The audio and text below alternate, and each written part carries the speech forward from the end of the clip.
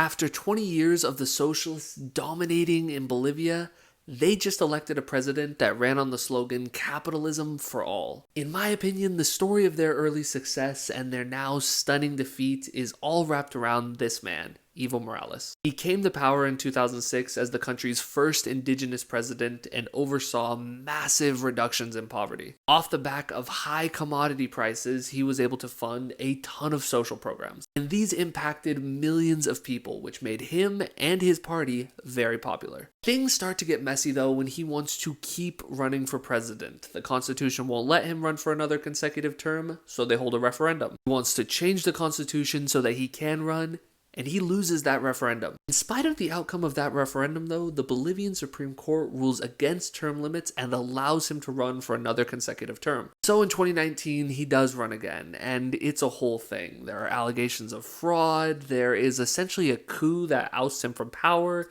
he has to flee the country, and Janine Áñez is installed as the new president. Because of their previous economic success, there had been so much goodwill and faith built with the Bolivian people by Evo Morales and his party that as soon as elections were held again, his party won and Luis Arce became the new president. Of course, Arce then allows Morales to come back to the country. But even though these two are ostensibly on the same side, it does not take long before there are some very severe tensions and allegations between the two. Just to name a couple, Luis Arce accuses Morales supporters of taking over military outposts. Morales accuses the Arce government of trying to lethally take him out. One of the main things fueling this is that Evo Morales still wants to be the leader. He feels like he built this and that he should be at the head of it. He actually tries to run for the presidency again this year in 2025. This time though, he does not have the courts on his side. They rule against him and find him ineligible to run. He essentially makes such a large fuss about this that tons of his supporters